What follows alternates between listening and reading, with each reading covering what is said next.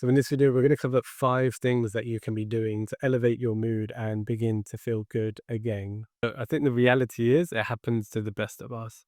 And we can find ourselves, maybe due to our own decisions we're making and external factors, in a difficult place where we need some external help. In this video, we're going to go through 5 different ways that I have adjusted my lifestyle and 5 actions that I've taken that have helped me and enabled me to elevate my mood. And I'm going to share those with you.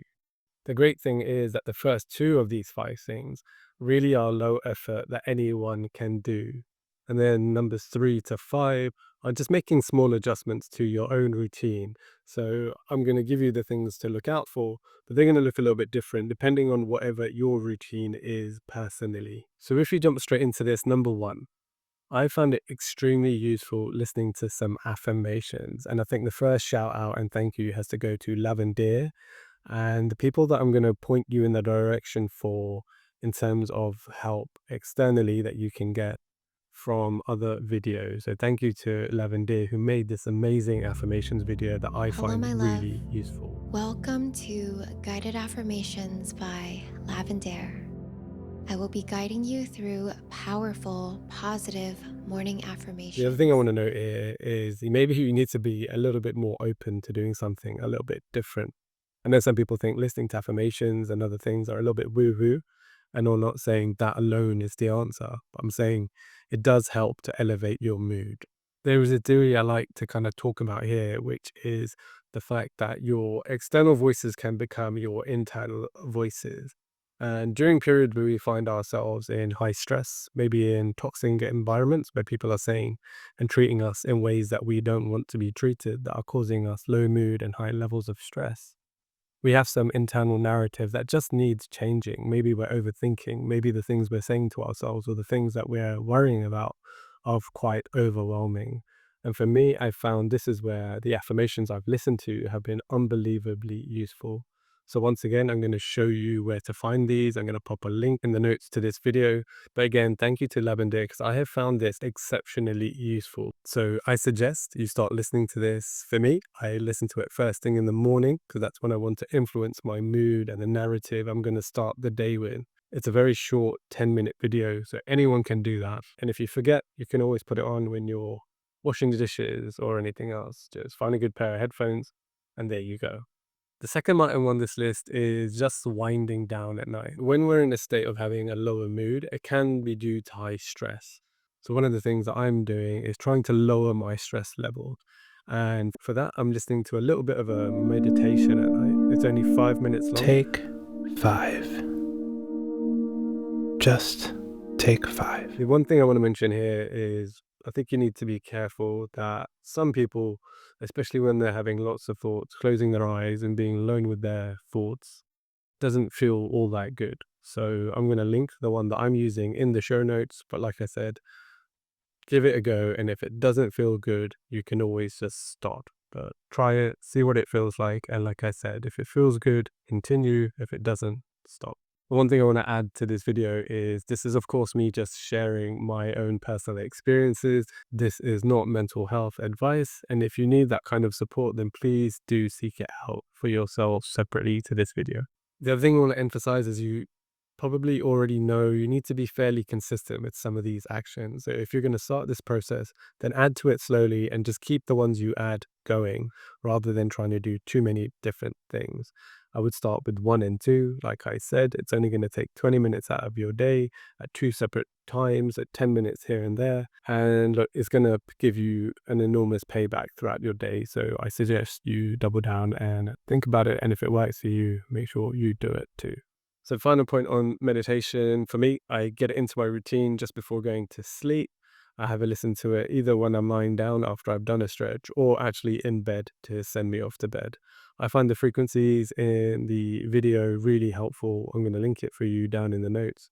But like I said, if it feels good, just continue. Items 3 to 5 on this list are kind of linked in with well-being. And I just want to take a minute to quickly say, as you may know, I am a coach. So feel free to connect with me, sign up to my newsletter, check out my website in the notes below. So carrying on with this video, items 3 to 5, and they're all kind of around well-being principles. One of them I've already sort of mentioned, And there's something called a somatic principle. And when we're struggling with low mood and stress, we can be storing some of that energy physically in our body. So for me, I actually like to throw in a bit of a 10 to 30-minute stretch in the evenings. And if you're just starting out with this, then just do 5 to 10 minutes. That's plenty enough. And hold a few stretches that feel good. For me, I like to put on a bit of music that I like to listen to, whether it's a peaceful playlist that gets me into a nice frame of mind.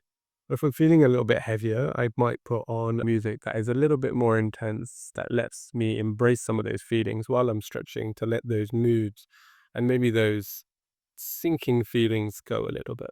I'm going to suggest for you, if you want to have a look and check out my playlists on Spotify, I will link them down below. Number 4 on this list is just watching out for things in your diet that give you a little bit of a yo-yo in terms of your mood. Things like alcohol, that's a depressant, caffeine, that is a stimulant, and that can add to your stress and give you highs and lows. Having really heavy carb meals or sugary meals, which will just mean your glucose and sugar levels spike your insulin. So again, going in and out of low and high moods. I think you want to try to keep things a little bit more stable. Invest more in eating and having protein a part of your meals, and just try your best to keep away from some of these things that are just yo-yoing your mood and that are coming from your diet. So for me, the way that I integrate that into my lifestyle is I actually naturally don't eat breakfast in the mornings. So I wake up and I have a cup of tea and water, and that keeps my mood fairly stable in the mornings. I have protein as part of every single meal I eat, whether that's egg, whether that's chicken, and a protein shake. And then I sprinkle in carbohydrates. I may have something sweet for dessert, but something that feels good and something that doesn't cause me cravings to have even more of that food. So watch out for these things. And look, don't try to make too much change to your routine too quickly, because that can also affect your mood. But you can try to slowly take things out and see how that feels. And if it feels good, continue. The last one on this list is an obvious one, and one that I personally find really easy to do, but I appreciate it may not be the same for everyone. And that's to get some activity into your routine. We all know that doing activities, engaging in exercise, help us release endorphins, cannabinoids, ultimately hormones that make us feel good. So I think we want to be, of course, engaging in a little bit of that to elevate our mood.